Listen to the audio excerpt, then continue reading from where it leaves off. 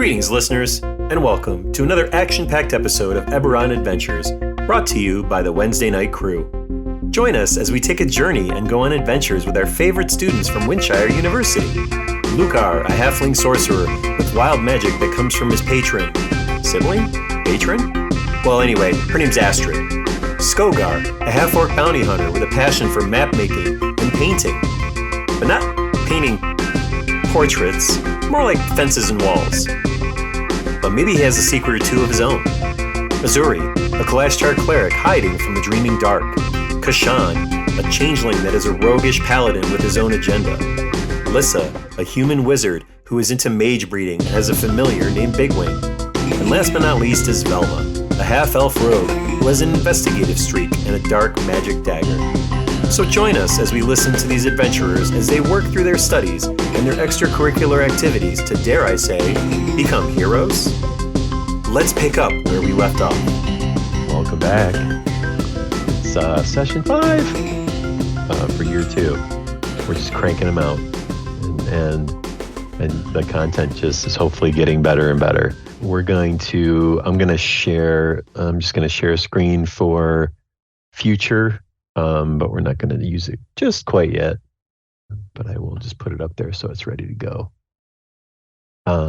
So I have this thing where, and it's funny because I kind of only do it for me because initially I had this idea where I was going to have all of the every adventure was going to be named after either named after like a what would sound like a course in school, or it would be like a fairy tale title or something, you know what I mean?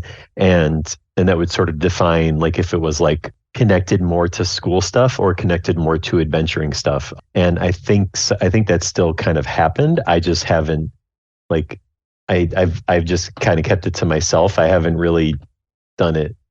Like I haven't put it on in the podcast titles or anything like that. Like none of that nonsense. It's just kind of been my own little thing. But so obviously this specific adventure, the second adventure for this year 2 is going to be called Interpersonal Relations 208. So it's a higher level course. So we're going to start with some round table questions. Just a little bit of like character decision development stuff. It'll all make sense as we start to go through it. So it's early fall. You guys just started back in school a little bit ago. You're all attending classes. It's been a couple weeks since the Gnome Facilities team went on strike, and they renegotiated their contract and they won. So yay! Congratulations for them. But so my question for Velma is so what sort of terms have changed in their contract? Like what benefits did they receive? And maybe if there's any tidbits about how they got there, how they got to this point, like what it took to get there, and then how did you capture this to then share with others? I think one of the main things that they accomplished was their children get tuition. So there may be more gnomes at Windshire taking classes than cleaning toilets next semester. I like that. Oh, by the way, who are you? I'm Velma de Madani. There we go. Of House Madani. No, I was just like taking pictures, and it was a remarkably civil economic action. Yeah. The dean may not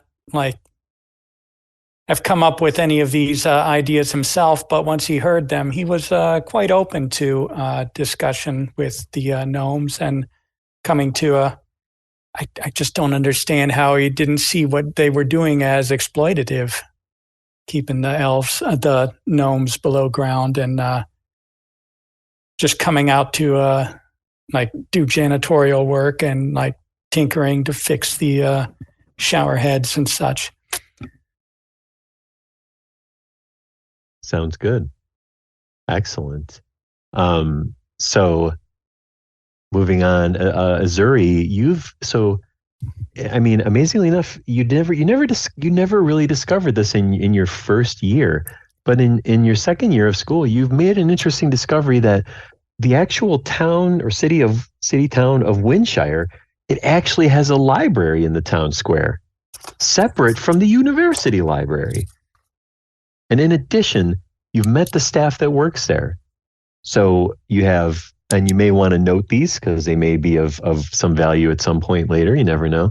So there's Lucretha, the librarian, and Paula, Paola, the head librarian. And those are the two you've been talking to the most. Talking about the types of books you want to read and the things you want to research and learn about, and you're discovering some of the selections of books that they have are far more interesting than what's in the school, than what's at the university library, because it delves a little bit less in it's the school is strictly just dealing with hard facts. It's a lot more driven towards knowledge and knowledge capturing and a lot more non-fiction type material, right? Whereas in this library, you're getting a really great mix of fiction and nonfiction. But most recently, though, you've met Miles. He's also a librarian, but more importantly, he's a map maker. And he's an amateur level, however, and he really wants to improve his skill sets. And he's been talking to you a lot about how he can make better maps and use that skill for surveying and things like that. And well, for one, you should put the library on the map. So I guess my question for Azuri is you like Miles, you kind of want to help him. Do you know anybody that can help him, and how would you make that connection? Oh goodness. Oh yeah, so Miles, I really think you might want to talk to Skogar. He knows his way around the whole campus. Apparently he was surveying the whole place, and he's really good at that sort of thing, sneaking around and trying to paint fences and whatnot, and dress up as the. Anyways, he's been. Wait a minute, is that big scary orc guy? Yeah, but he's not as scary when he's freaking huge. He's got scars all over him. He should be called Scargar. He's scary, man. He's remarkably stealthy for as large as he is, though. And I think he's done a good bit of walking around the grounds to the point that it might be nice to talk to him and see what sort of passages might be around. All right. They got to be pretty big to hide him. I think you should maybe be there when I talk to him, though. Just so I'm not so freaked out and scared. He's big. Yeah. He's a tall dude. Yeah. And even you're pretty big, Azuri. I mean, it's sort of an awkward big. Not in the way that he's just purpose-built big. Mine is more, a little more clumsy here, but I appreciate the sentiment. So at some point we can play this out. We can play this out in the future, but I think it's might create some good interactions where you introduce Miles to Skogar, and they can have a conversation about maps, because I don't want to. I like the map making aspect of Skogar, and I think we need to figure out a way to have some fun with that. Lissa, you've been spending much time in the Magic School labs, looking into further ways to modify Bigwing. You've been researching through spellbooks and going to the town library with Azuri to research all that you can about mage breeding, even trying to find any info on the collecting of creatures for mage breeding. You discover through research of articles that there is a group of mage breeders in Roat, W-R-O-A-T, the capital city of Brayland. They're homebrew collectors and have different ways to collect the creatures that they mage breed. You also notice mentions of the use of a ball to capture these creatures. So the question for you is, what modifications are you thinking of making to Big Wing? And what do you think your next steps should be to investigate more about this, to investigate this group? So I think Lissa, over the course of the adventures, she has noticed Big Wing taking some pretty big hits and sometimes like dropping down and then needing healing and almost dying and that kind of thing. And she thinks that his attacks are pretty cool and he looks pretty cool, but maybe something to protect him, to keep him a little bit more safe. Fireproofing is definitely on her list of priorities, considering who she hangs out with. But also just like a tougher skin, tougher feathers. I was pointing at Lucar's screen, by the way. It might be good. It might be good to have some fireproofing. I think that's a great idea. What do you think? What do you think your next steps would be to investigate this group? I think I would like shoot. Oh well, we have smart stones, so I think sending like an email would be good, or a message through the smart stone, like introducing herself and just telling them that she's really interested in their research, and if they could meet up one of these weekends, she would love that, and that she would love to share what she knows as well with them. Yeah, they send you. They start sending you some info on some future dates for when their gatherings take place. And it's like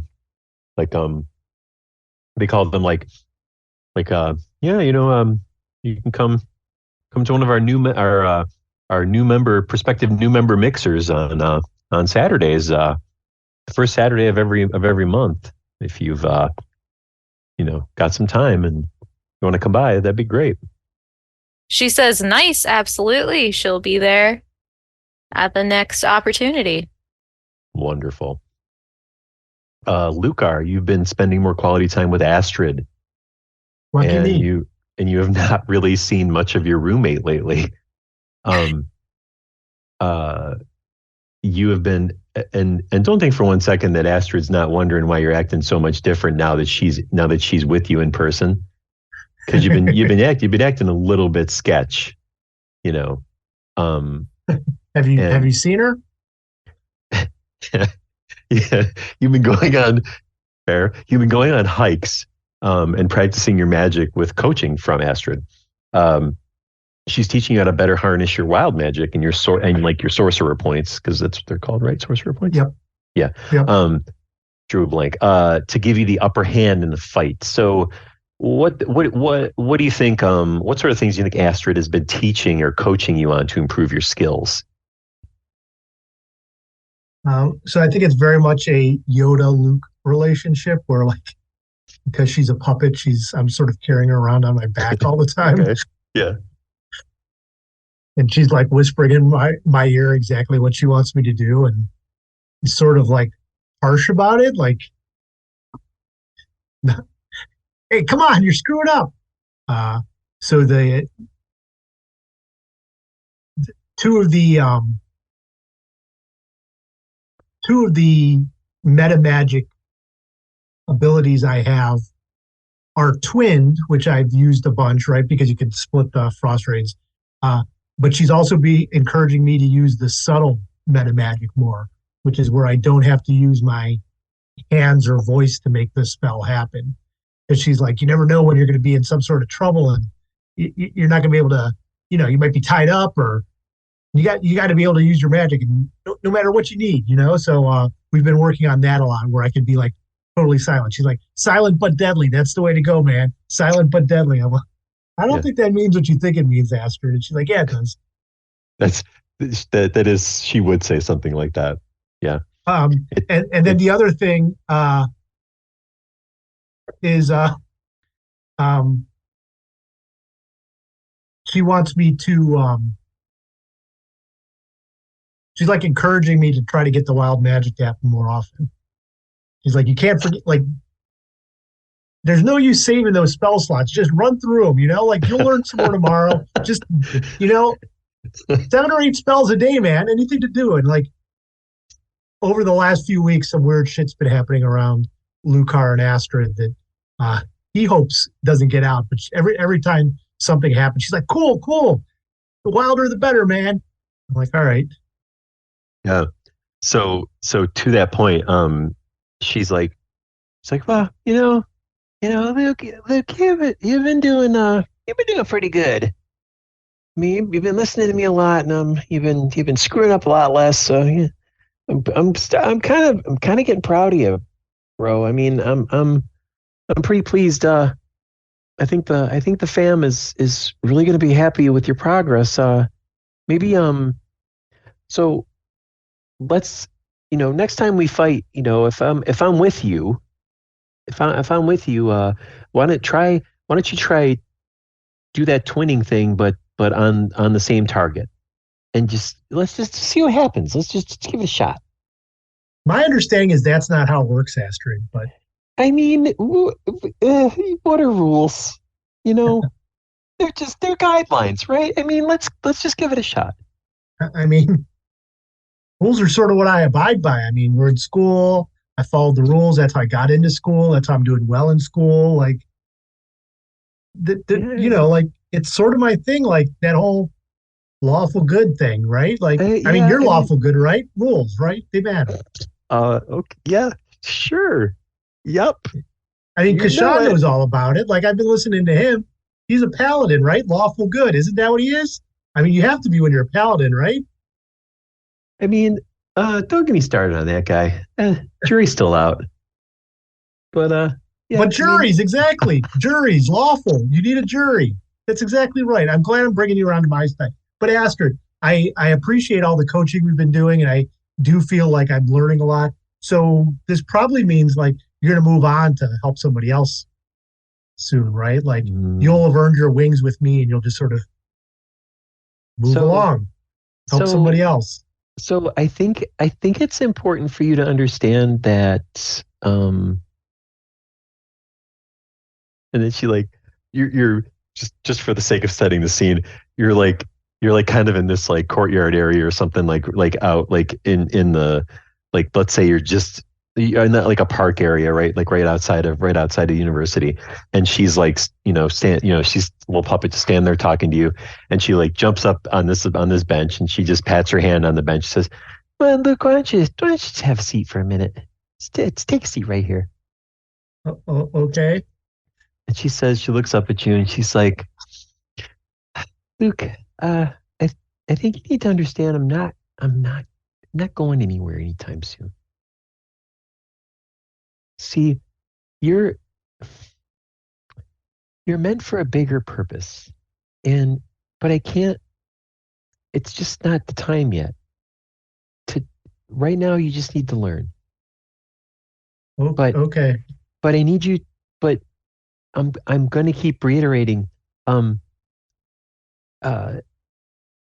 that more power is going to be very crucial for your development. I don't give a shit if you want to do it as a lawful guy or chaotic would be way more fun. But I understand. I understand. I mean, your upbringing, your family, I get it, and that's fine. But more power, okay?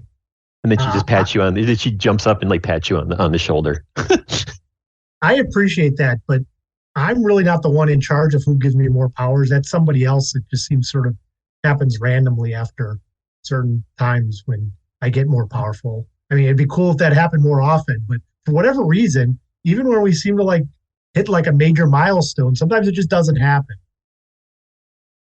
But yeah, I mean, Astrid, if there's anything you could do to pull some strings on that end, I'd appreciate it. Oh, and I'm sure so would my friend. I see what you did there. Pull some strings. Says, well, I mean, I'll see what I can do, but I don't have that much pull. See what we're doing here? We're having fun. We're making puns. This is a good time. All right. So, and Skogar, you've been spending a lot of time in the School of Martial Disciplines with Carl Merlot. He's been showing you his ways of the monk, and you've been teaching him some of your fighting techniques, swordsmanship, and bounty hunter skills. You continue to bond with Carl as he becomes more and more of a perfect roommate. He even suggests expanding the line in your room into other areas like the closet and the medicine cabinet. He takes your roommate division approach to heart and begins to put philosophy behind it, suggesting that things split down the middle evenly promotes harmony and peace. So the question for you is, what sort of tricks and moves has Carl been teaching you, and what have you been teaching him?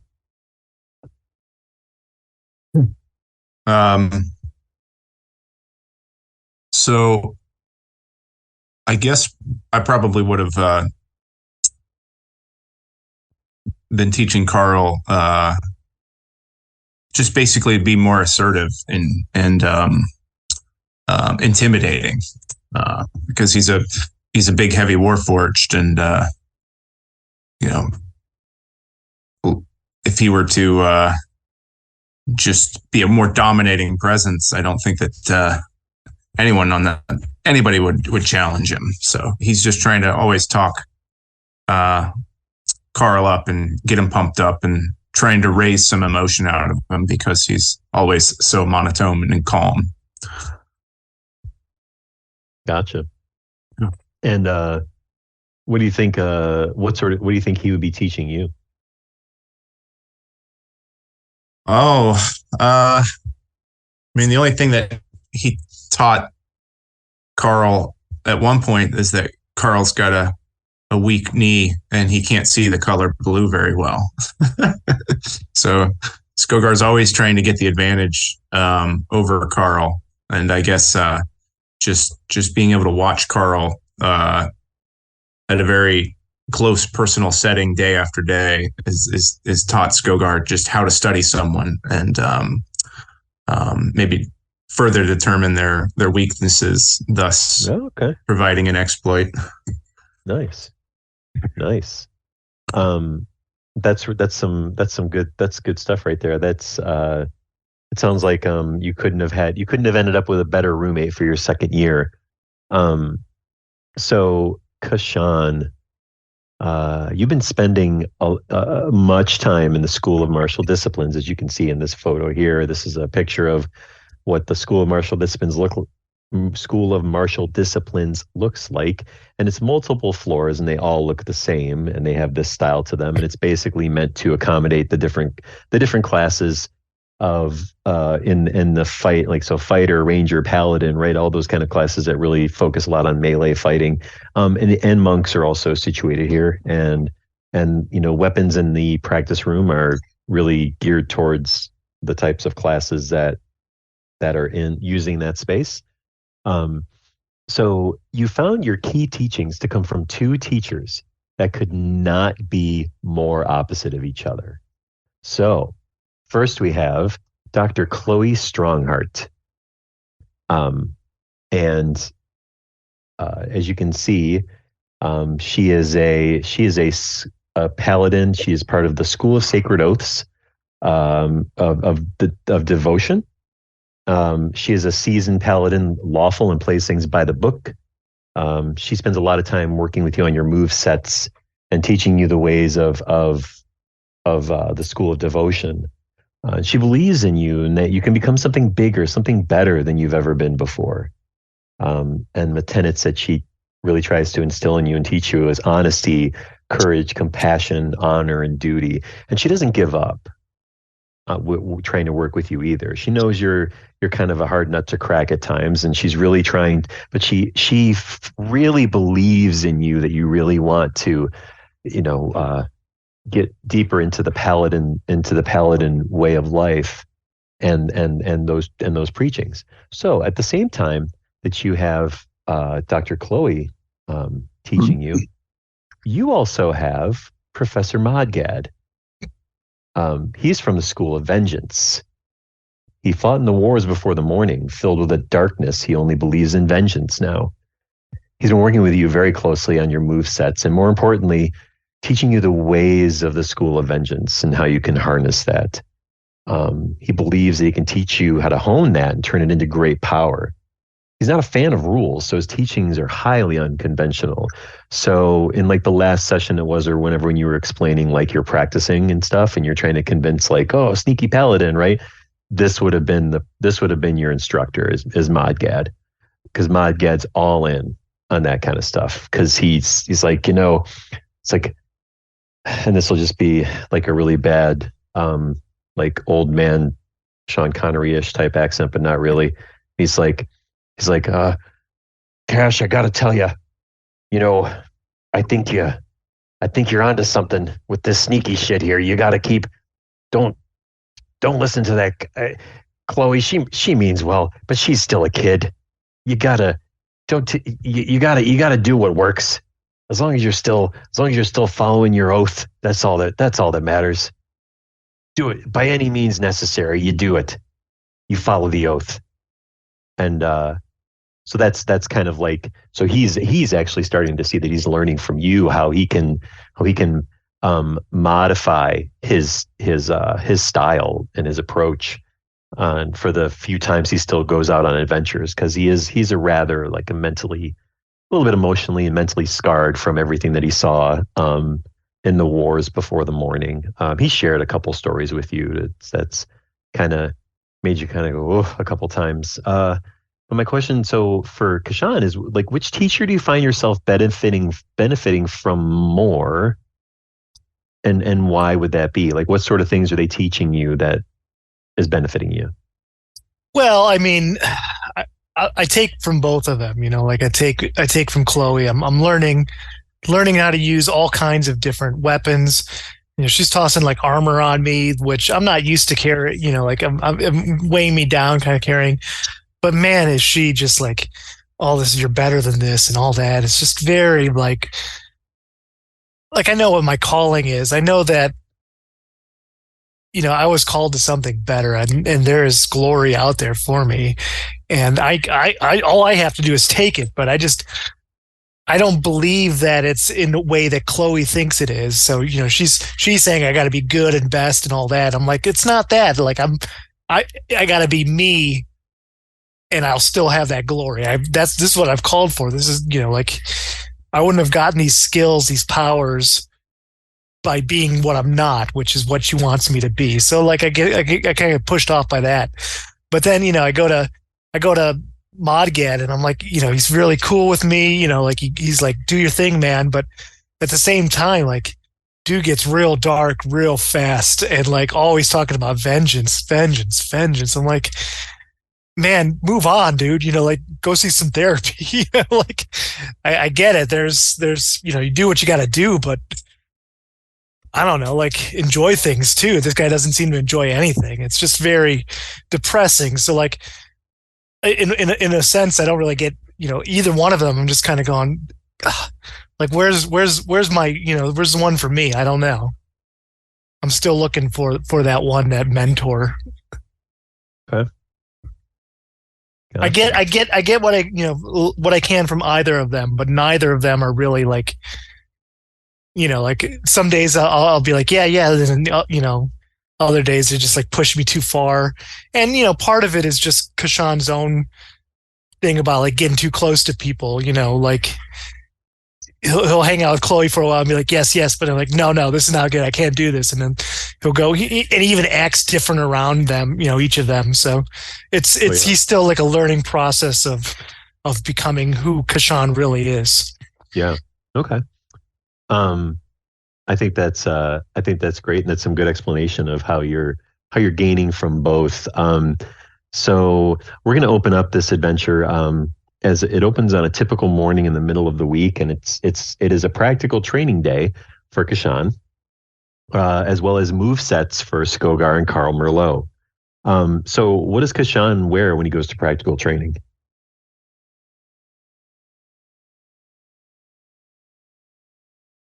If you're muted. He's gone from the leathers that he's normally doing to wearing like a chain shirt. Okay. Okay. Like, so that's what he's up to. But otherwise, he's got like the black leathers underneath it. Okay. Sounds good. So as you walk into the training room, you see Dr. Chloe, and she's your first session. So. Oh, hey, Kashan, how's it going today? Looking fit as usual. Ready to go? Ready to go through some moves? Yeah, I think if we just stick to the moves today, like that's what I'm really here for. I did my prayers and such beforehand, so I really don't think we need to hit on any of the oaths, any of that stuff, if that's cool. I see.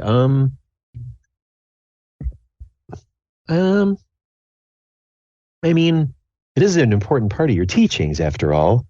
No, I get it. And, like the way I look at it is like you have lecture, and that's when you do all that stuff. But this is like the lab where you like put all that stuff into practice. Where you don't really have to think. Like it's there in the side, but like you're not talking about it. We're putting it into that. So I look. That's how at least that's how the dean was telling me about it. So I was going to have you roll persuasion with advantage, but I think verbally you managed to capture it just fine without a need to roll. So well done there. Kudos to you. And she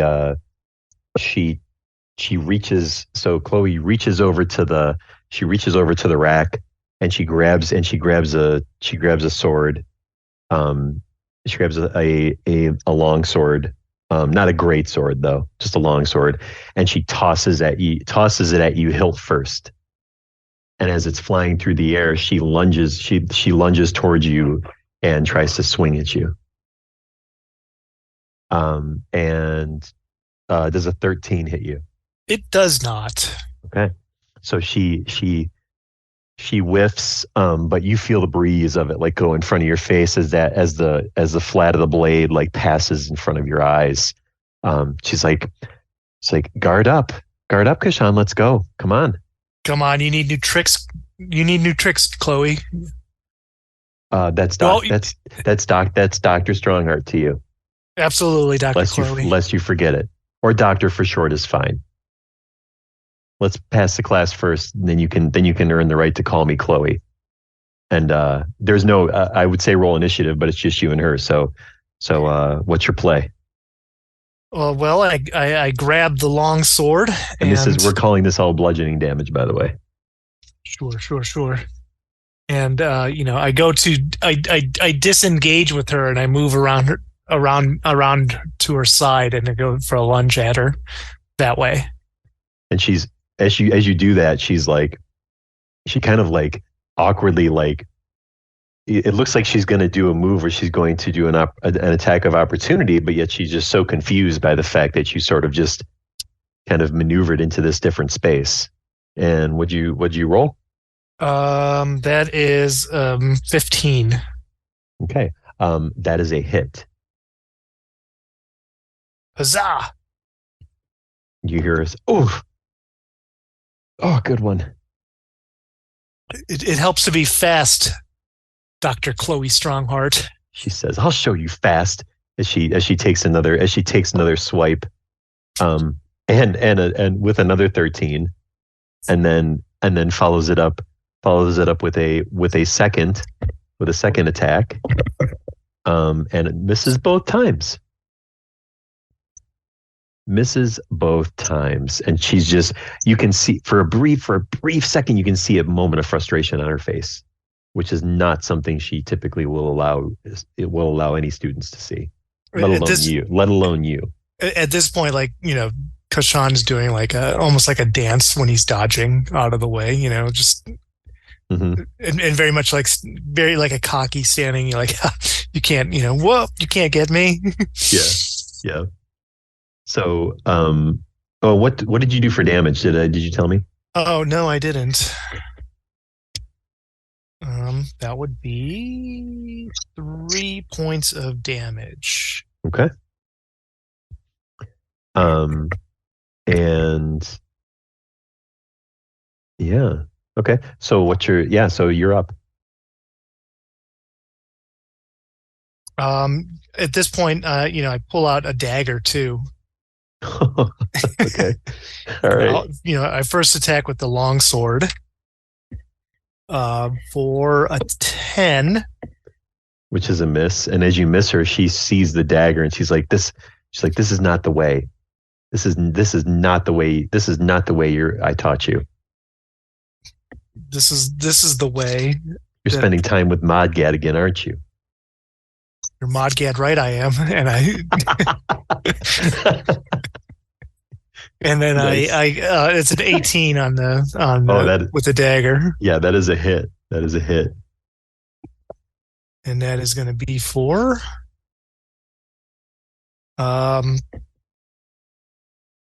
it's 2 points of damage because I believe you don't add the bonus afterwards. I think is how it works with the 2-weapon fighting. Someone can correct me if I'm wrong about that. One of the bonuses doesn't add. I assumed it's damage, but I think it might actually be the hit. I don't remember. Gotcha. And I don't wish to take the time to look it up, so maybe we can ask our resident rules lawyer, if he wants to, break open a book and let us know, unless he already knows. And I mean that in the most nicest, respectful way possible. It's really not an insult, I swear. What is it? 2-weapon fighting. Like, which bonus does not get added for the second one? I'm so bad at 2-weapon fighting. So while you look that up, I'm sure I could look it up on my own thing too. Chloe's like, okay, two can play this game. Only I'll play it with the right weapons. As she pulls out a short sword, and she proceeds to attack with each weapon. And the first is a nat 20. Ouch. And the second is a 14. Well, the first one hits. All right. So the nat 20 is going to be a total of 11 bludgeoning. Okay. Ouch. And she says, Kashan,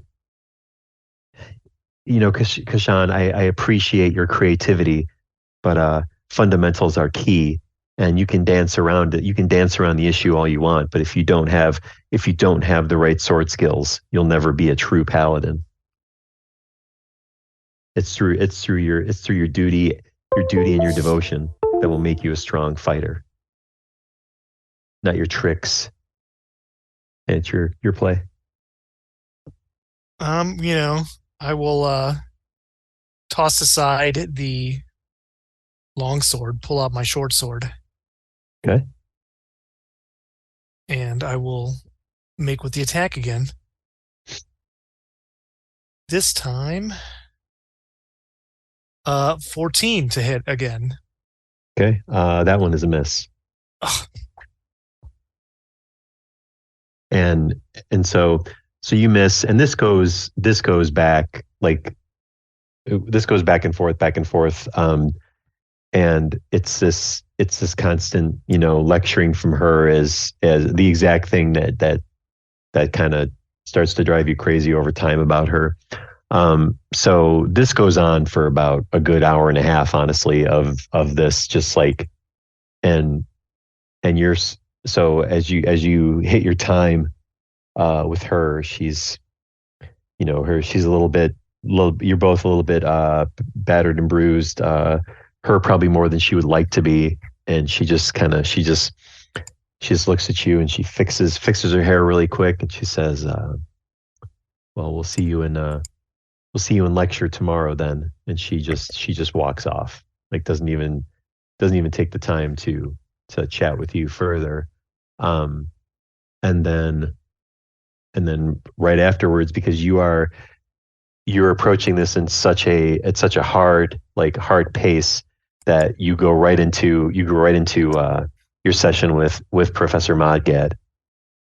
He's excited to see you, and so, hey Cash, how's it going? I see you had your session with Chloe. How'd that go? Crap, same nonsense, oath, devotion, all that stuff. Look, I know how to use a sword, all right? I know how to use a dagger, okay? I know how to make my way around with every other stupid martial weapon. I don't need to know every single weapon out there, okay? What I need to know, all right, I've seen this. I've seen the paladins. I've seen the power, okay? We were playing those games, and I got beat up by a little tiny sorcerer with fireballs, okay, doing lots of damage. I know that there's more to the paladin than just the sword. There's that divine stuff. Okay, that's what I need. When does that happen? Okay. So you want the divine. You want that divine smite, eh? And then as he says that, before you're ready to respond to him, and he just sort of he takes a step towards you, and then he spins around. As he spins around, he's got a short sword in his hand, and he tries to swing at you. This is not flat of the blade, and he misses though because he tries to flare too much. He's like, "Ah, shit!" It's like trying to be too much like you, boy. He's like, Listen, yes. There's a time for finesse, but there's a time to hit, right? The smite is what you want. Of course, Listen, that's what you want. I want, you talk about using everything in my powers, but I don't feel like I have the powers yet. And I want. Well, you're not quite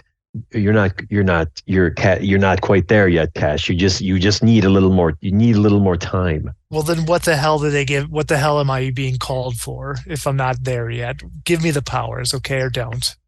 Don't waste my time.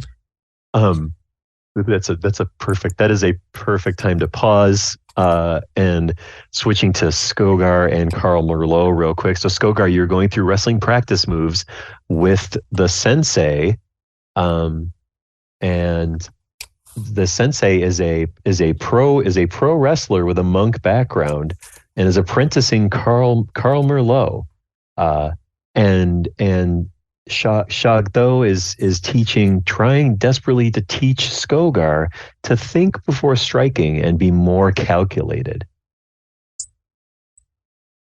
And this is the Good luck with that.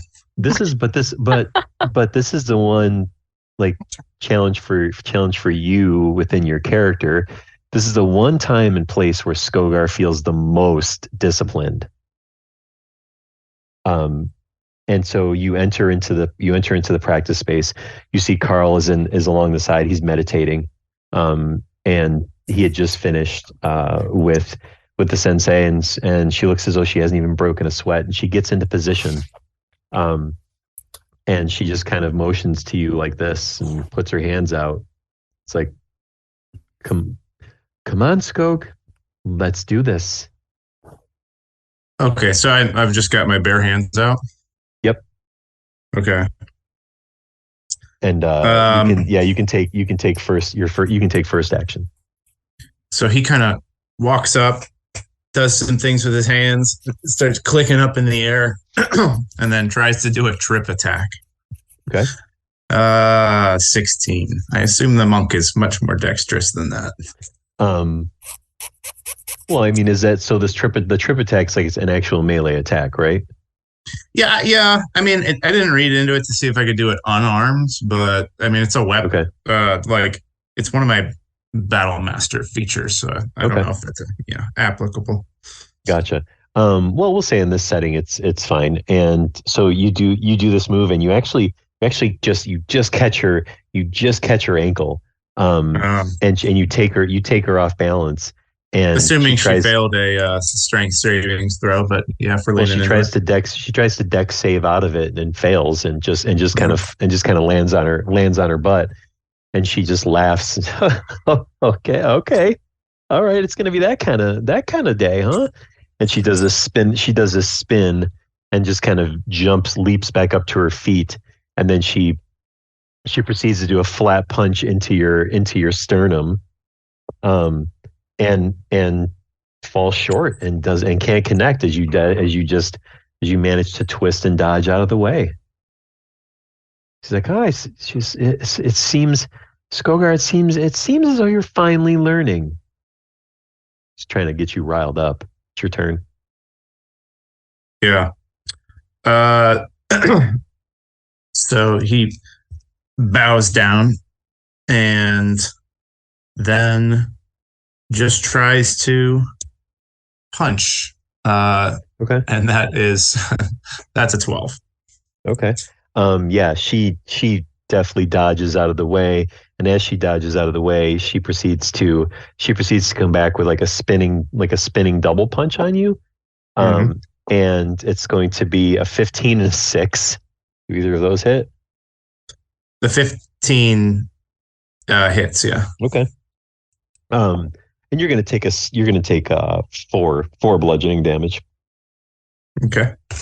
And she says,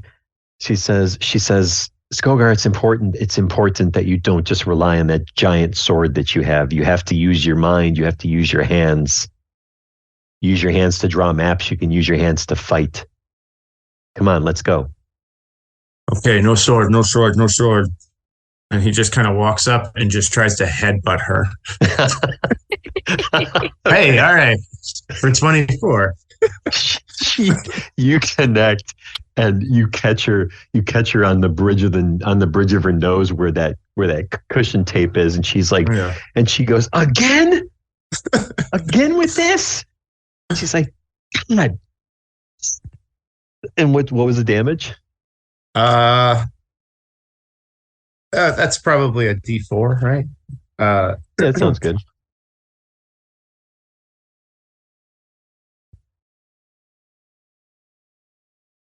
One. Okay. It's like, I'm so, last time you almost broke it. This. Yeah.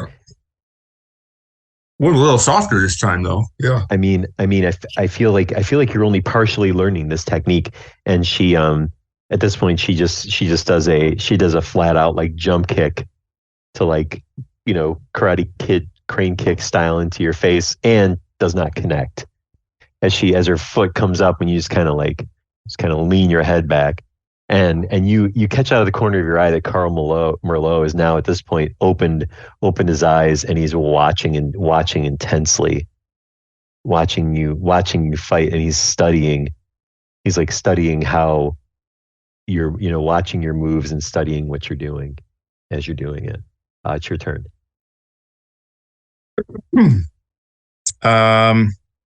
Okay, so he's going to run up and kind of do the same thing where he's going to open his palm up and push and try to do a pushing attack. Okay. But a crit, he as he goes to do that, because the roll was so bad, a critical fail. He was looking over at Carl. Carl, did you see that? I got her again. And then he just totally whiffs. And I assume a crit fail. I mean, he kind of stumbles and is off balance.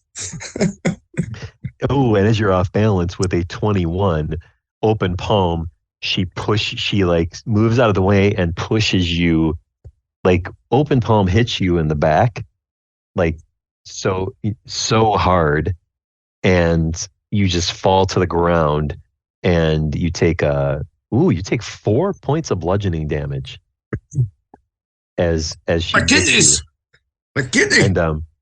and so that kind of plays itself out until your session is over, and then going back, Kashan. So Kashan, it is post training, and Professor Modgad approaches you for a conversation after you're all done, and he's breathing heavy, and you're breathing. You're trying to play it off, but you're a little bit tired from going back to back with two different teachers that are obviously quite high level in their classes. And he just starts to talk to you. He said, okay, so,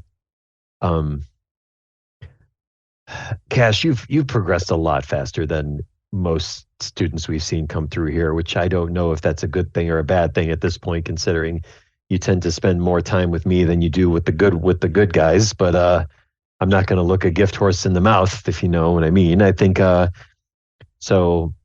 I think we can pull up some of your next steps a lot sooner, and I think based on where you are in our program, that I think you need to take on some trials for the sake of advancement in your schooling and techniques. So I think it's time that you go on a quest. That is the next step within the school of the paladin. Okay. It's a tried and true formula for our teachings here. Yeah, it seems like teachings often involved not being in the classroom. I've noticed in my first year here. I mean, it is a strong suit of our style. Yeah. It's, Arcanics, you just sit on the floor and you float cubes in the air, and while a teacher yells at you. What kind of shit is that? What's the casualty rate at Arcanics? Never mind.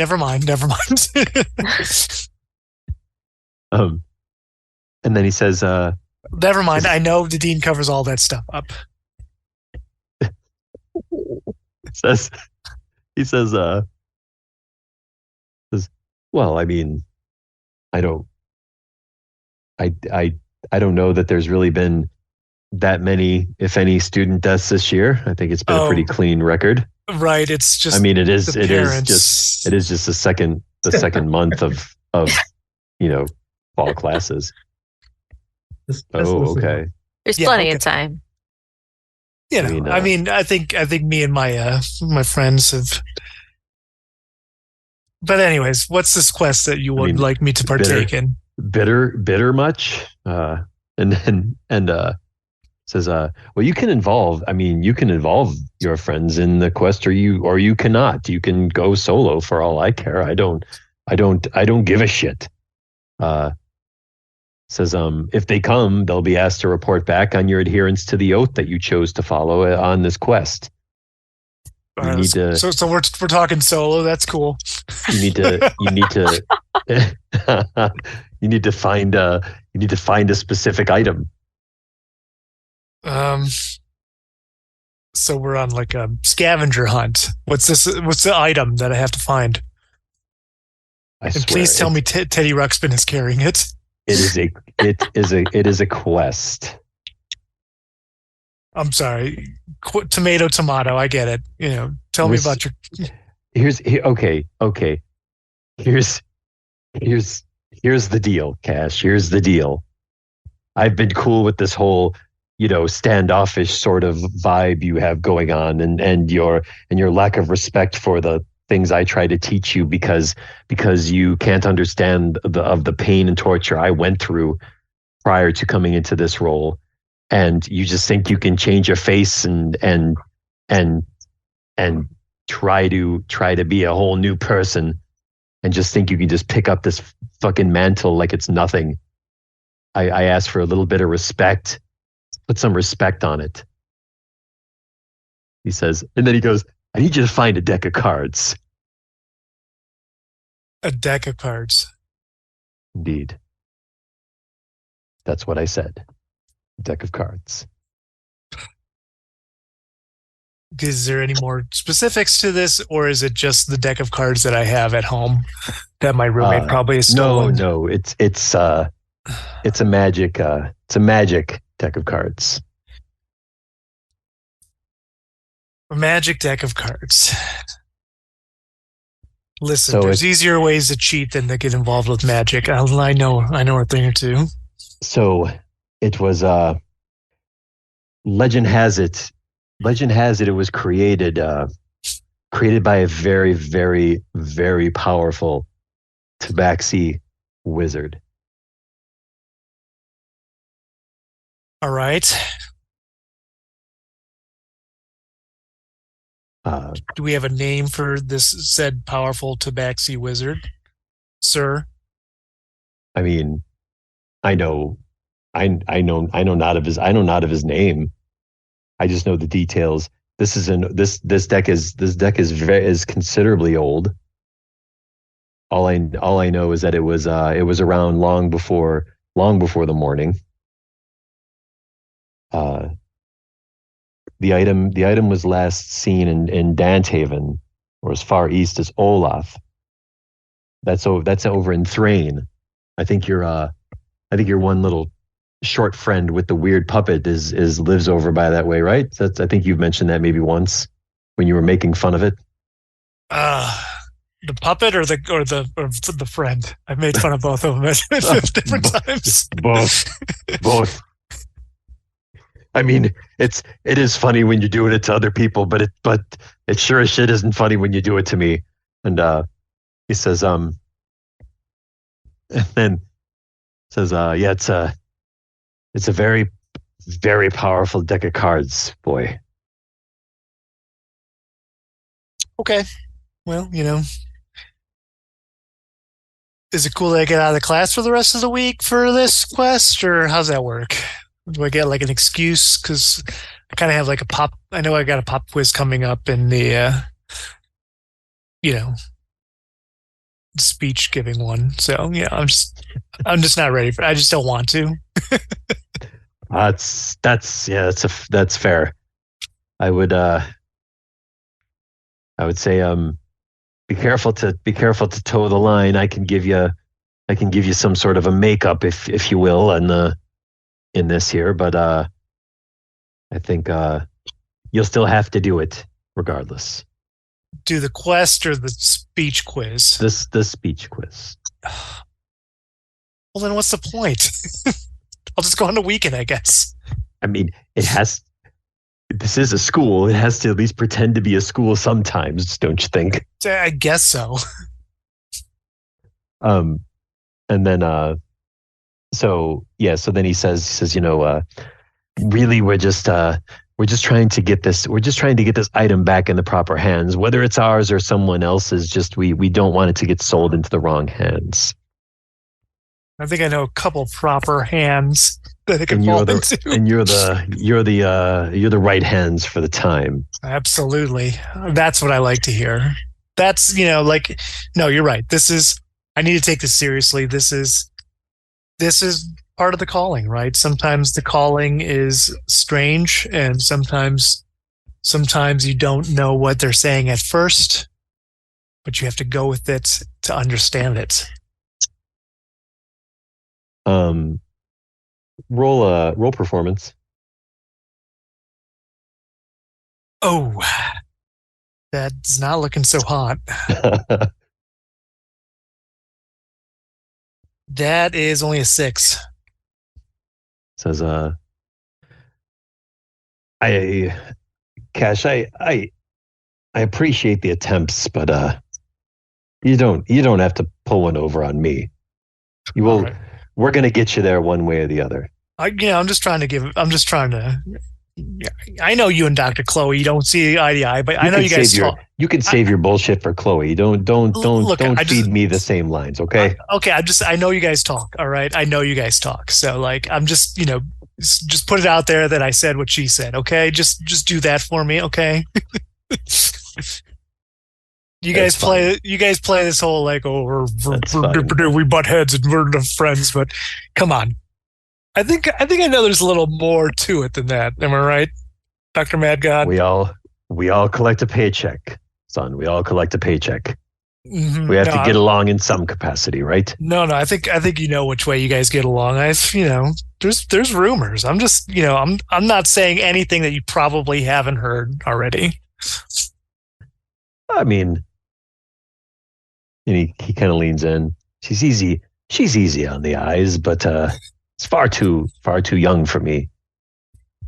That's fine. I'm sure you're far too old for her. I mean, one could say it that way if it wanted to be hurtful, I suppose. It's fine. And then he says, so yes, so this deck, so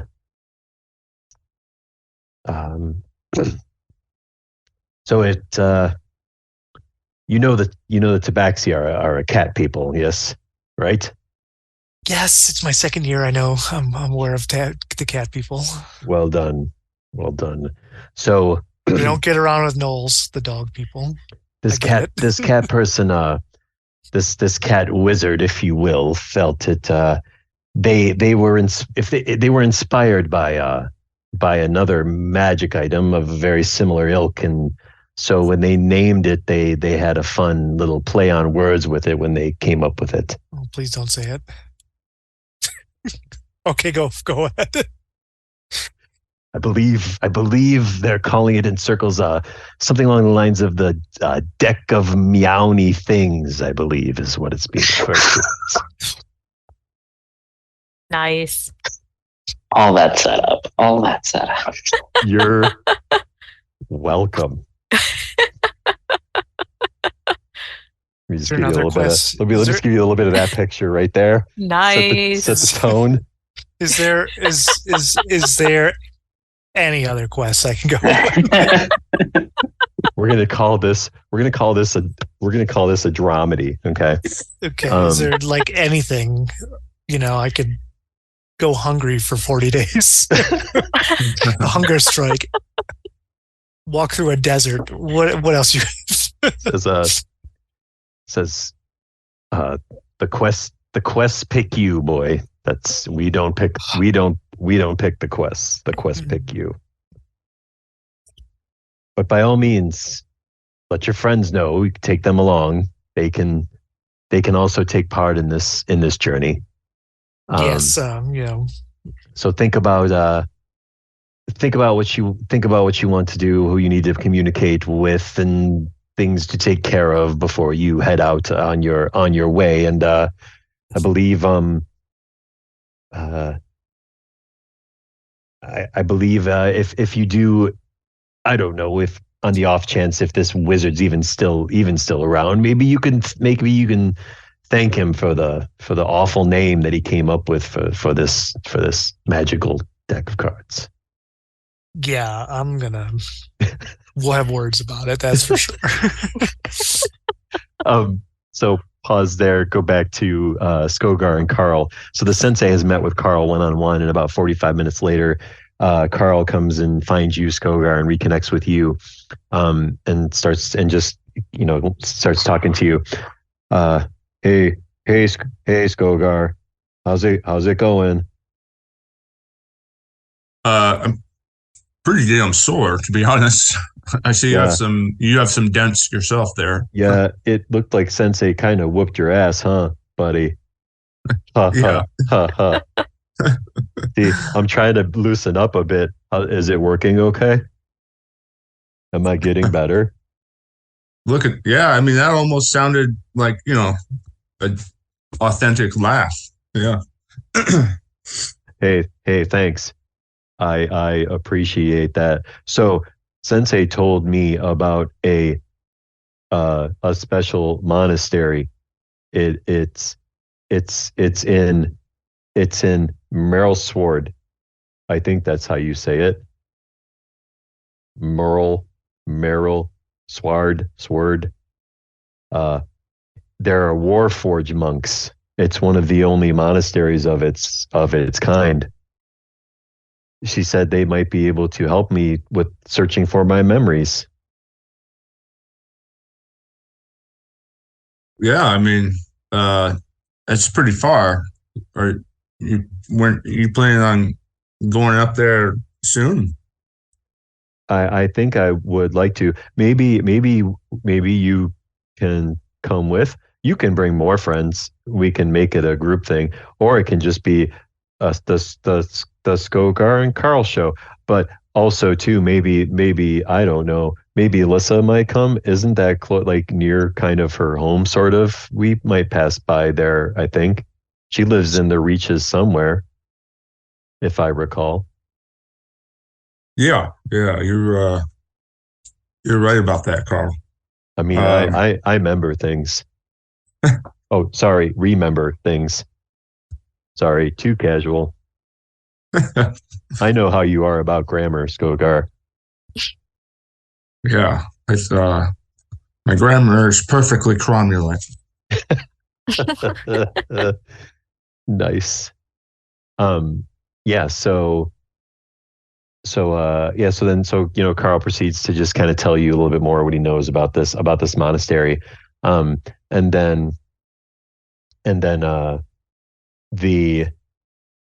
But then he also says, there's this monastery, but then he also says that he was told about this Warforged fighter that goes by the name of Kill Token, and he actually fought alongside Carl in the wars. He was in the same battalion, And maybe he could also help with his memories. And last he heard, this fighter was living in Cree, which is a town on the other side of Varna, which is Lissa's hometown. So you could essentially pass through there. Yeah. Well, sounds like a stone cold badass. I'm always down to meet another rockin' brother of the blade. So, yeah, we could definitely head up there. I'll see if anybody else would want to go. So, That sounds great. Cool. That sounds pretty sweet. I'm getting in this ice bath right now. Look at this bruise. Sounds good. I'm going to go have some tea, and he just kind of steps away, so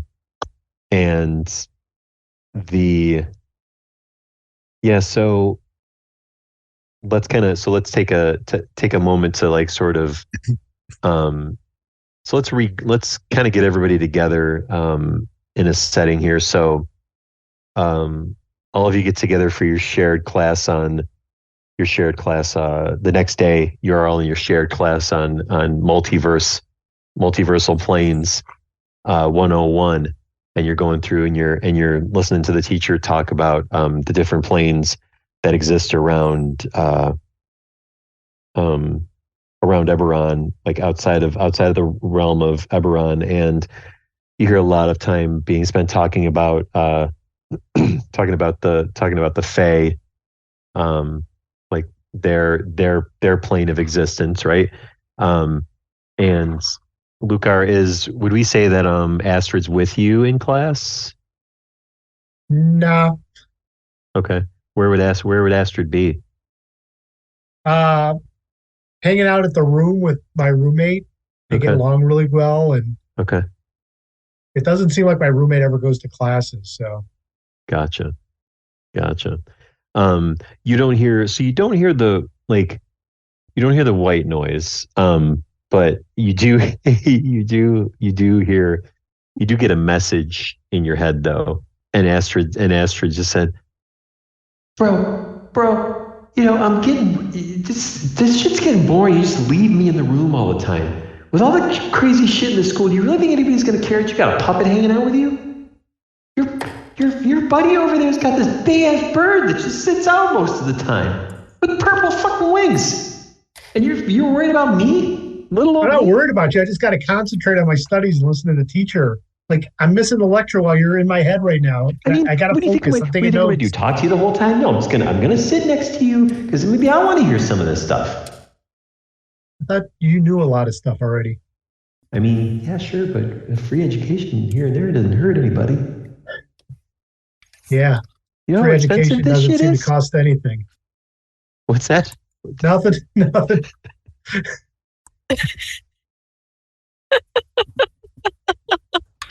I'll bring you to class tomorrow. I was asking, what's that? Not Astrid, by the way. Oh, I just said, yeah, a free education doesn't cost anything. And she says, yeah, whatever, bro. I'll believe it when I see it. Just, we'll talk about this later. Whatever. And then, so the teacher's finishing up, class is done, and you guys all kind of leave together. And now and it is the day after all this new information for Kashan and Skogar. So, how do you guys want to talk amongst yourselves about like how to bring up some of this stuff? Because you've got other players/player characters that would probably want to get engaged in some capacity. So, what do you think that looks like? Well, I think I go to Lucar and I'm like, hey, who wants to take a trip back home for the weekend? Yeah. You're from Olathe, right? Olathe? Olath? That area? I mean, it's nearby. I'm in Thrain. like my family's from Thrain, so sure. Yeah, I mean, I got this quest I got to do. Have you ever seen a lot of cat people over there in that area? Yeah, they're around. Yeah. Rubbing up your legs and shit. Yeah, no, like people, not, I mean, yeah, I mean, they do too. Yeah. Fair enough. Yeah, I got this this cat. I got to find these. I don't even want to say it. The deck of meowny things from these tabaxi. Apparently it's part of the claws. I did my paladin claws to do this quest. Wait, paladins have claws? Yeah, no, get it? Yeah, that's my pun to fight off the bad puns. I mean, it can't be any worse than a brain farm, right? I would hope not. And yeah, I mean, maybe we could. I think my parents have one of the cousins with a franchise in Olanth, so we could probably stop by and say hi. There you go. Or Danthaven. Have you ever heard of Danthaven? It's all the same. Yeah, it's all, they're all. Olanth is like further beyond. I say we go there and then come back if there's, Olanth comes up with nothing. That's, it's a quest. I mean, I'm not happy about it. It beats the finding that other guy that they keep bugging me for. Like, call missing persons. Come on. Yeah, I mean, I'm good with whatever. We don't have to bring Astrid though, do we? No, we do not. In fact, it'd probably go a lot smoother if we didn't. All right. So that's actually really a great idea. I love that you said it first. Actually, sounds good. What about the rest of the people? I mean, yeah, we should ask them all. It's always fun when we're all together. I mean, I think I know Azuri's answer. What do you think, guys? I mean, I really think we just should, stay here. It sounds like this deck is kind of a powerful ancient thing. We don't need to. Hey, they have a really cool library in Olanth. I mean, the whole Thrain library. Okay, what are we system, waiting? What are we waiting for then? Let's just go. All right. Well, I'll go there, and you guys can. Yeah. I mean, I guess I'm with Azuri. Whatever he wants. That's where I'm going to go. Let's go to the library. That sounds fun. Well, there you go. I think we can look up like cursed items and apparently the Dreaming Dark. Has anyone heard of the Dreaming Dark? Nope, never in my whole life. I'd have to say that I usually dream in the dark by sleeping. Mm-hmm. If that's like it's dark out, that makes sense. I mean, it just makes sense, right? But don't we all dream in the dark? Although I guess if you're having daydreams, it's different. Some of you dream in the dark. But there you go. I think Azuri's great with looking shit up, and Velma, you're a great investigator. I think this is the perfect crew. And Skogar and Lissa can come along too, because what else are they going to do, right? I mean, Lissa's going to train her bird, but that's fine. And Skogar is going to come up with some scheme. I'm just saying, I have this feeling he's just going to come up and be like, "Hey guys, we got to do this." If I know Skogar, anyways, look, there he is now. Yeah. I agree with everything, but I think we should bring Astrid. Astrid seems pretty great, honestly. Yeah, Hey, Astrid, where's Astrid? Did you leave her in your room again? Yeah, I think she's I think she's back at the room. Oh my goodness. I'll go get her. She's hanging out with Jorik. Nah, you don't need to.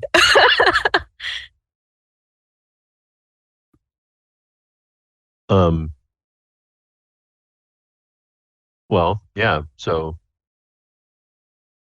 question for does Lissa just ignore Lucar and go get her anyway? I think so. Yeah. Okay.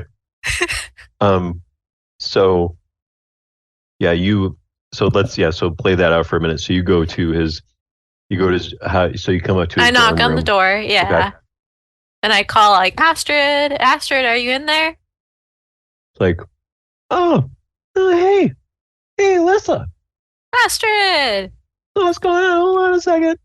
And you hear this scraping noise of this stool getting like you assume it's like something getting pushed across the floor. And you hear, and then the door unlocks, and then you hear hold on. And you hear the scraping again, and then you open the door and you see like a stool that just got pushed around, so she could step up and unlock the door.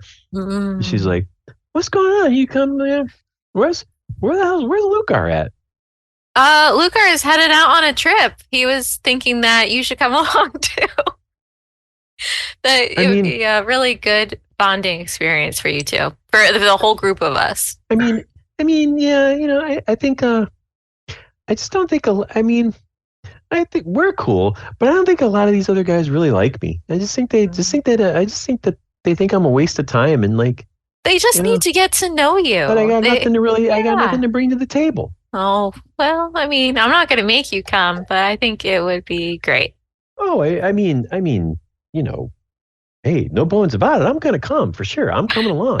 Because even if they don't like me, then I'm just going to annoy the shit out of them. Exactly. That's all part of the fun too, right? Fun. Absolutely. Yes. It is what it is. If Lucar doesn't want all those levels of magic, those could go away too. But I figure he wants that. I think he does too, and I think you're gonna grow on the rest of them. They won't be able to help themselves. Well, I don't need to grow on Kashan. It's fine.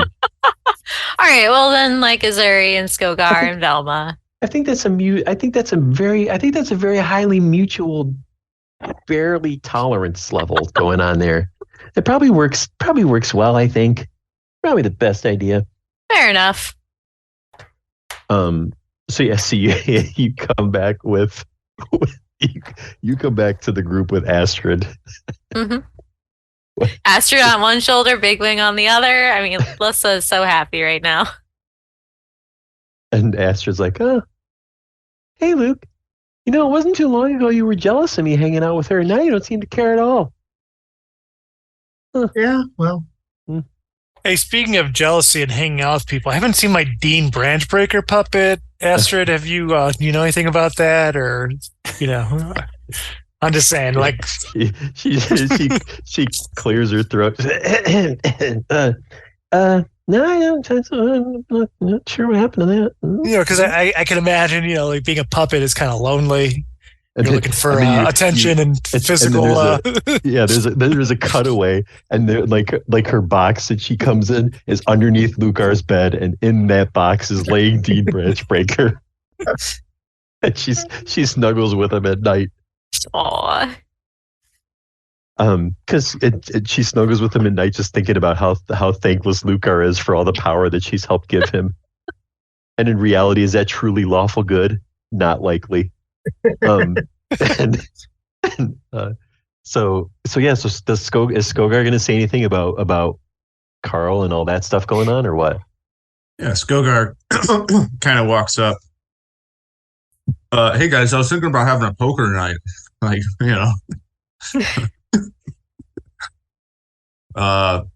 yeah, the next time that you heading up to your parents, Lissa, I think if you don't mind, Carl and I want to take a look at some monastery up there and help him out. So, if we do end up that way,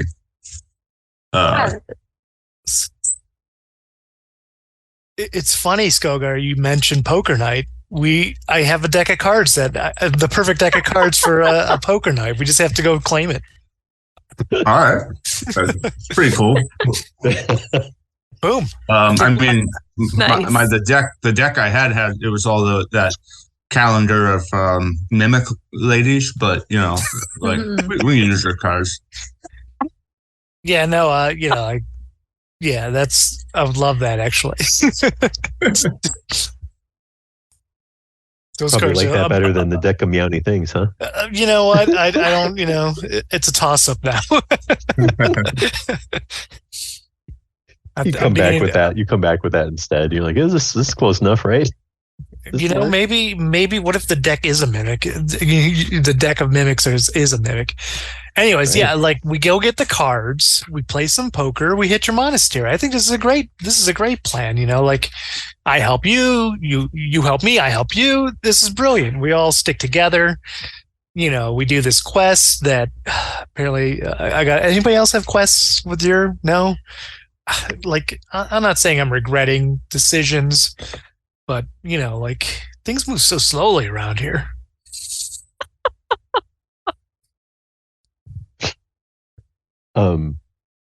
So yeah, unless somebody else wants to make up a quest that they've been given recently, there's as of yet nothing that's popped up for anybody else in their studies or whatnot. Poker. I mean, to be fair, Luca did have to go put some questionable entity into a puppet, so I guess that's My unfortunate quest happened. I mean, but that was more of a personal goal, though, I would say. Well, a personal goal for Astrid, maybe. Not for me necessarily. So, yeah, so then the plan as it stands, will be for you guys to head out. Let me go back to that slide here. So the plan then is for you guys to head into Thrain. Whether you go to Danthaven or Olaf or both or whatever, that is ultimately your plan at this point. And then kind of go from there. We'll say that's like step one, right? Because ultimately the goal of Kashan out of game, the goal of Kashan is that he really wants to progress, and he has to do in order to progress, he's got to do this. And it's easier to do if there's more people with him doing it, probably than just versus by himself. So then, but I get before we kind of set the next, a little bit of the scene for what the next part of the adventure will look like that we'll get into next week. Like, so speaking of goals, like Lucar, okay, so you put Astrid in this puppet body. You don't really know who Astrid is other than the things she's told you. Right. You do know that your character does feel that she is the one providing you with your magic, at least as far as you can tell, or is a conduit for that magic. Like she's serving some sort of a purpose in that regard, like whether it's a conduit or patron, like something in that realm of like where that wild magic is channeling through her to you. And what do you think, like, what is Lucar's goal? Like not like ultimate goal or any of that crap, but like what is Lucar's immediate goal? Like what does he see short term in front of him that he wants to make happen? Because, you've been training with her, you're learning magic, yada yada, but yet you're still kind of like, you're not like too keen on spending tons of time with her. You just want to use her for your benefit. So then really, like, what's your goal? Yeah, I don't want to use her. I mean, I think that I earned my way into this school on my own. Okay. So I'm still like holding on to that. It's not Astrid that's giving me this power. It's something that I might have, and Astrid's playing along with it. But I still think like, hey, my parents and I are the ones who got me to school, and I'm the one learning, and I can learn, and I don't really need Astrid. Like, there's all these other people helping me. So yeah. I think that's the tension for Lucar, is like trying to deny that Astrid's the one behind it all. Gotcha. Yeah. I think it's good to just get a little context, right? Of to see like what different directions you can take that in, and then I would just be curious for, like, I mean, Velma Velma, we already had conversations offline that I think are best left offline for the time being, but I would be curious about Azuri, like what his most immediate goals would be, because it would be interesting to see what could be incorporated, if there's anything we can incorporate into like what's coming up here over the next couple sessions. I mean, Azuri wants to find the library.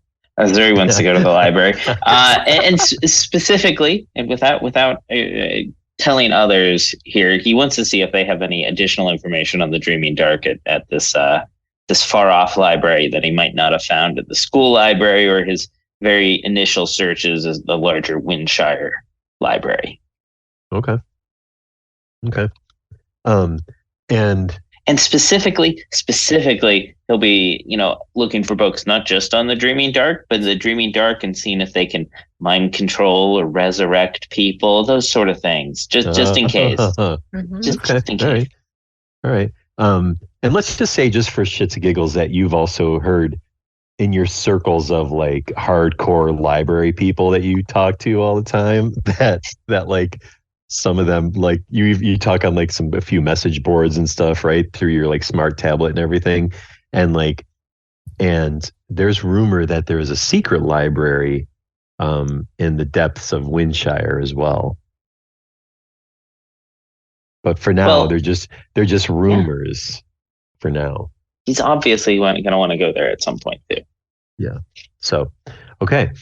So then, is there anything specific that you guys need or want to take on? Like, want to make sure you have equipped for your adventure. So, Astrid's coming along because Alyssa wants her to. I'm taking my new staff. Okay. Yep. Good idea. Same. Is that you as well, Lucar? You have it. You have yours as well now. Okay. Kashan, what about you? Any special stuff you're bringing along? Just the normal, just the usual gear. Yeah, okay. nothing specific. And then Velma. No, you know what? No, he's I'm going to take Dr. Chloe's. I'm going to put my short sword and dagger down. I'm just taking the long sword with me. Okay. All right. So a little bit of influence seeping into you, just ever so slightly. Just ever so slightly, yeah. But now let me ask you this though: you take this longsword. Does she know you take it? I think if she sees me leaving, she sees a longsword on me. I don't necessarily like I'm bringing a longsword, but like yeah. It's like fair. It's just like, yeah, I'm going on this quest now, like the longsword's sheathed on me. So and it's obvious, but not obvious. Yeah. So I did a 50-50 roll just really quick to see how this would play out. So Chloe actually catches you before you get to the weaponry, and she says, so I hear Modgad's prepped you for the next big step, huh? You're going on your quest, yeah? Yeah. Apparently, I got the silliest one he could find. I think it's humbling. I think maybe he wants me to teach me humility. Maybe, I don't know. Maybe I'm reading too much into it. I have no idea. I mean, I would say typically, Kashan, it's important to know with the style of teaching, this experience-based learning that happens here in Windshire, and how we apply the quests and the different things that we do in the different schools. I think it's important to know that, yes, ultimately you get the thing and you rewarded for getting the thing. That is a A plus B equals C kind of scenario. But the underlying is the, of course, some may consider this more cheesy, but I mean, we are a school of paladins after all. So it's really the quest is what you make of it. It's not just what you get. It's not just the thing you acquire. The treasure is the knowledge we learned along the way. Yes, exactly. I'm glad you finally see it. I'm glad you finally see it my way. Oh no, I'm actually just reading the poster that's right behind you. And she just shakes her head. It's very inspirational. I love the one that's a tabaxi on the cliff and it says "hang in there." It's good stuff. And as you as you have this conversation with her, behind you comes someone that Jack would remember quite well. Dr. Belsha Pinefeather. Remember her? You know, the Bullywug Breaking Bad storyline there, and and the powerful hold that she had on Jack. So she's also been having some teaching techniques with Skogar and Carl as well. And she comes into the room, and she comes up to Chloe, and she says, it's like, and she's like, as you can see in this picture here, she's kind of like wiping her face, but she's like wiping some blood away from her mouth, and she's like, yeah, the last session got pretty freaking intense. Like this, you know, this year is not. This has not been a good year. This Chloe, this has not been a good year. I haven't been right since all that bullywug shit happened. And then she looks over and she glanced over. Oh, I didn't realize you were still with a student.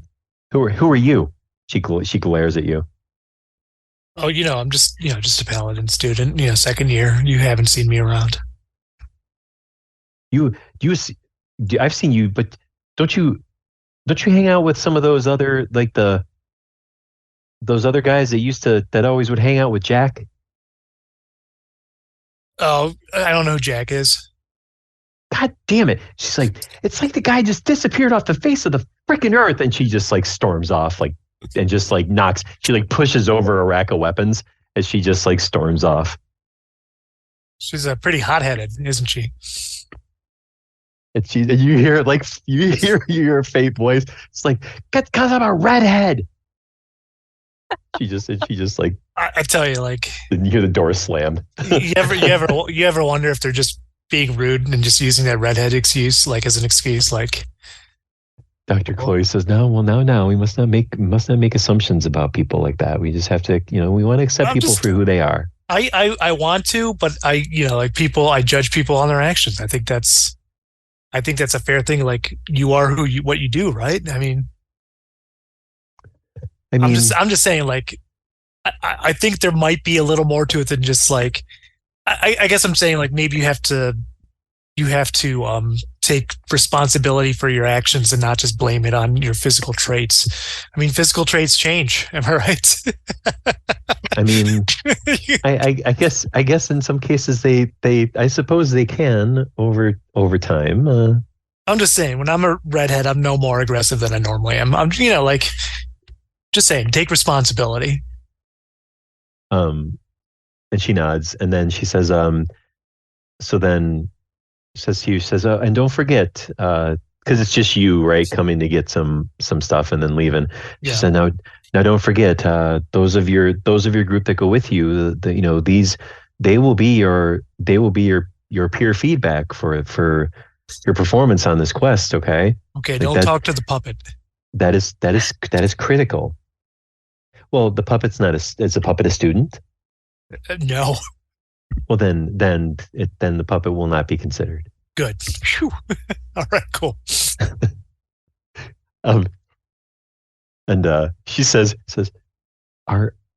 we're not that unconventional. Come on, let's be somewhat realistic, at least in those expectations. And you say that, but I see Dr. Pinefeather coming back over here. Another, I'm assuming taking first years out into the woods and getting into trouble again. It happened last year. It happens this year. I'm just saying, maybe you should put that on the pamphlet.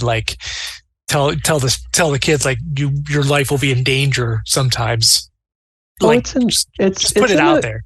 It's in the fine print. No, I think it needs to be in the bold print. Okay. I know we're struggling. I've seen the books. I know you guys are struggling to make ends meet. So I get it. So, I think we're doing pretty good. We're no arcanics, but they're all. I know this sounds a little bit off color, but they're kind of snooty. We're more we're more fluid in our style. Yeah, I guess that's a word for it. No, I get it. I mean, like you're giving me a chance, so like. And she just looks. She says, "Safe Like, travels, safe travels to you, whatever Kashan. that means to you. Yeah, right. All right. Have a good one. Safe travels to you, and I wish you the best of luck. I hope you come back successful. I look forward to you continuing on your path upwards, regardless of the oath you choose." Yeah, we'll see what happens in the third year. Right. So out of game. I think there'll be an opportunity for Kashan, for your character to actually like pick. So based on the oaths and stuff of the paladin, for you to sort of carve your own path. And that's going to be your challenge is what you're selling to these school of these teachers that are showing you the ropes. Like, how are you going to convince them that if the path is neither path, or the path or any of the paths that are like the standard paths, right, of oaths that a paladin would take, then what would be the oath that you would take? And that's not an answer now thing. That's more of a like, let's see how that plays into. Don't worry, because Kashan has some thoughts on that, and I will Perfect. I will give them to you in another time. Perfect. Yeah. And I mean, by all means, feel free to surprise me as well. I'm totally fine with that. Because the moment will pop up for that anyway. So we only got a few minutes left. So what I'm not going to. This was really meant to sort of set up like what this next adventure is really going to look like for you guys. And wanted to develop some paths forward, and especially get a little bit of your own opinion of the things that you want to go after or get into, right? And so the one thing I would say is, then if we just talk about like, in order for me to best prepare for next week, like as far as like some maps, stuff like that, just to really kind of set the stage of things. Where would you be? So in leaving Windshire, where's the plan? What's the approach? Like, what do you think? Would you go to Dantehaven first or Olath? Like, that's the first question I have. And then what would be like, where would you go? How would you start trying to find more information? I would go to Olath first, and then I think I would go using the old thieves skills to find like more of the underground black markets of the area. That's how I would probably approach it. Okay. And I'm also thinking that Lucar has a cousin in Olath who's got another franchise store of his parents there that might also be a resource for understanding what's going on around town if Kashan's these things don't pay off. Yep. I think that's amazing. Is there an actual library in Thrain, or did you just say that to get Azuri on board? Find out next week. No, there's because if you're looking for information, it's a very educated city-state. Thrain is. They use Thrain Link to get books from place to place, like a whole system. Nice. Yeah. So he could just like sit in his room with his Smart Stone and just download books. Yeah, the Olath branch is very nice. I mean, despite being one of the smaller towns, it's no Flamekeep library. The main library in Flamekeep's just amazing. But okay, yeah. So I think it's gonna be. I think it'll be fun to meet the cousins. Maybe check out some seedy underbellies within some of the not so great neighborhoods within Olath, and to allow the opportunity for Kashan to really kind of make his way forward. And I think that sounds good for next week. So we'll start we'll trek in that direction. Start the great quest for Kashan. So you're welcome to everybody, because this is a Kashan centric adventure. To try to develop some interesting directions for stuff. So, and yeah, Chris, it was only a matter of time before that pun was coming back. A deck of Meowny things. Yeah, absolutely, because it was just that good. It was just sitting there. And out of game, if you don't think I don't have a list of what the cards are and what they do, oh, trust me, yeah. So yeah, you're not kidding around. Oh no, I'm not. No, I am not. Mm-mm. Mm-mm. Well, I'm curious about it. That's for sure. It'll. It's we've only scratched the surface, to say the least. And then Lissa, I would just say, like, for Lissa and Velma, just think about what if there's anything you on your respective, like, side story things going on. Is there anything that you want to try to dig deeper into to try to learn more about, like, the mage breeding, or like Velma, like learning more about, like, your this weird dagger that you're hanging out with, or if you're just capturing in news, like any newsworthy stuff along for the other characters as stuff happens. So cool. Very good. I had fun Sounds today. good. Yes. Awesome. Well, thanks everybody. And we'll pick it back up next week, and the quest shall begin. Woohoo! Yes. Have a good night. Have a good week. Good Bye, night. thanks. See ya. Oh, thanks, Bill. You're welcome. Hello, and thanks for tuning in to another riveting episode of Eberron Adventures, Windshire University, brought to you by the Wednesday Night Crew. Kashan is going on his first quest, and it's to find the deck of Meowny things. How exciting! Lucar is struggling with maintaining assertiveness over Astrid. Meanwhile, Azuri just wants to find some new libraries. And what is up with Lissa trying to steal quality time from Lucar with Astrid? What sort of secrets await our favorite students as they venture into Eastern Thrain? Come listen next week to find out what happens when 6 students go on an adventure together and things start to become real. As always, thanks for your continued support, and see you next week. Hey there, listeners! Would you like to support the Wednesday Night Crew as we go on adventures in Eberron, as well as play through other game systems as we have in the past, like Ice Fleet and Alien the role-playing game? If you're interested in supporting us, just go to patreon.com/Eberron Adventures, and then maybe you could be as cool as Jonathan and Andrew, our first 2 supporters. Once again, that's patreon.com/Eberron Adventures. Donate and get your name in the credits. I mean, that's kind of cool. Anyways, thanks for your support, and as always, we'll see you next week.